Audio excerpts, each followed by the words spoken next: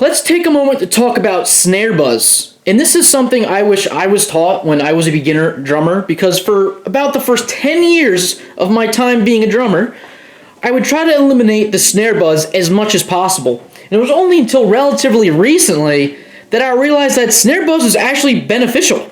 And trying to eliminate it might not be what you want to do. It's going to be case dependent.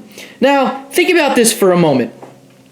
The next time you go to play a drum set anywhere, or in a band setting if you're in a band, anywhere where there's a drum set set up, go sit down, start playing it, or play the show, whatever the case is, and pay attention before the band kicks in about the sound of the snare. I guarantee you there's a shit ton of snare buzz, either when you hit the snare or hit the toms, or, even the bass drum, right? You're going to hear some resonant buzzing. Let's see what mine sounds like right now. Oop, excuse me. Crack. All right. I hope you can hear that. Oh, you can hear that. You can hear that sympathetic snare buzz. Now, this snare drum's a little, not a great example. If you were to see these snare wires, you would probably shame me, which I should be shamed.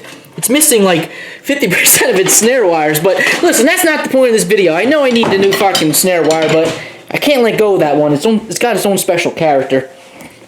But the point is, the drum set you're about to hop on's got a shit ton of snare buzz. And I bet you, once you or the other band there starts playing and kicking in and that full band is in, you're not going to hear that snare buzz at all, obviously, right? The rest of the instrumentation in your drum set, it's going to muffle all that. And that snare buzz more or less becomes like a noise floor. It's almost kind of similar to like tape hiss, or like when people say like the glue, when they're putting, a song on a cassette, the glue or whatever, it's kind of like that hiss that kind of just melds everything together. Now, when you're doing a drum solo, right, and there's no other instrumentation going on, this statement still stands true. Your snare buzz is actually going to be, I'll call it glued, I guess that's the best word we could use here, that kind of ties the whole kit together. And it's more obvious, the snare buzz, when you're playing at a slow tempo, a slow beat, because that snare buzz fills in the rests of music.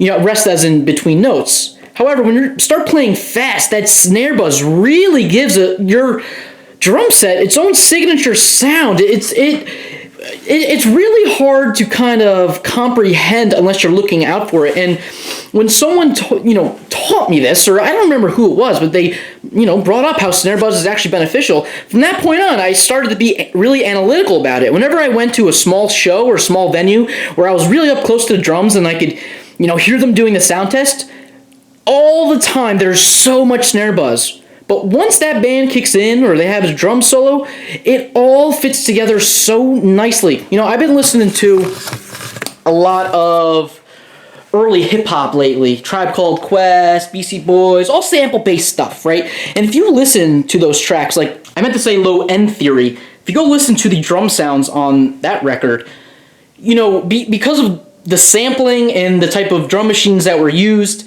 that kind of like gated reverb snare sound, there's a lot of that buzz. And in those situations, that snare buzz, once again, helps give you that signature sound you're looking for a snare. And in some cases, you could gate it. Now, in a more recording environment, like the reason I'm talking about this and thinking of this topic is because I'm setting up this new room for recording. None of this stuff is hooked up yet. It's just there as visually, no cables or nothing.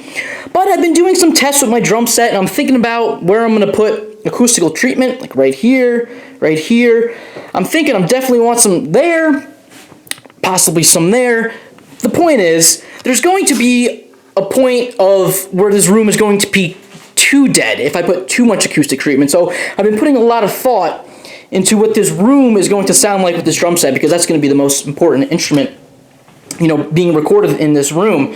Drum sets are very dependent on the room they're in. Anyway, I'm getting lost track. The whole point of this was snare buzz, and how I spent the first 10 years of being a drummer trying to eliminate it, putting moon gels and duct tape and cardboard and doing all these things trying to get rid of all that snare buzz. And the whole time, someone should have just told me, hey man, embrace the snare buzz. Embrace it, because it's a part of your drum sound, and it's not something you should be afraid of.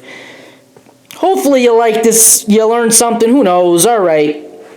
See you guys next time.